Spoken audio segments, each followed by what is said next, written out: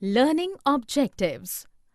After completing this module, learners will be able to define secularism, list various features of Indian secularism, explain the relationship between secularism and religion, relate between Indian and Western secularism.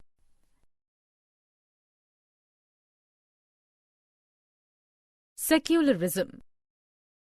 Secularism is defined as the separation of religion from the state. When one religion is not given official recognition by the state at the cost of other religions, then the state is termed as a secular state. Nobody would wish to be oppressed due to their religion nor be dominated by another religion. Importance of separating religion from state. The most important aspect of secularism is its separation of religion from state power. This is necessary for a country to function as a democracy. If the majority of religious groups have access to state power, then the use of this power and financial resources to discriminate and persecute people of other religions will be easy. This oppressive rule of the majority could result in the discrimination, coercion, and at times even the killing of religious minorities. Any type of control in light of religion is violation of the fundamental rights that a democratic society guarantees to every single citizen, regardless of their religion. We have to secure the freedom of people to exit from their religion, adopt another religion, or have the flexibility to translate religious teachings differently.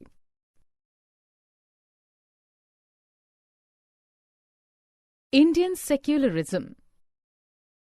What is Indian secularism?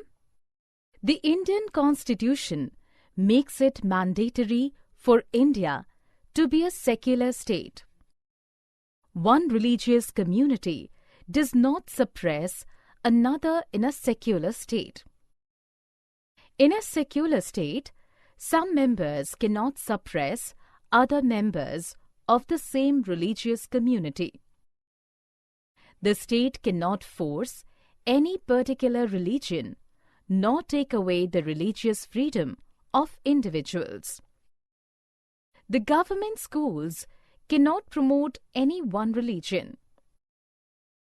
In order to respect the sentiments of all religions and not interfere with religious practices, the state makes certain exceptions for particular religious communities.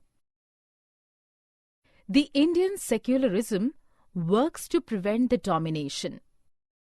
In order to prevent this religion-based exclusion and discrimination of lower castes, the Indian Constitution bans untouchability. To ensure that laws relating to equal inheritance rights are respected, the state may have to intervene in the religion-based personal laws of communities. The intervention of the state can be in the form of support.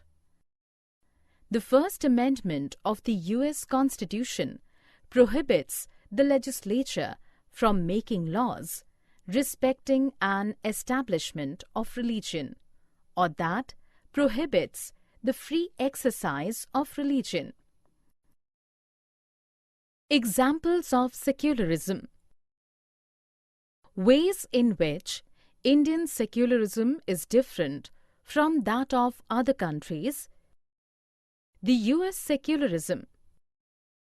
The U.S. Constitution restricts the legislature from making laws respecting an establishment of religion or that prohibit the free exercise of religion.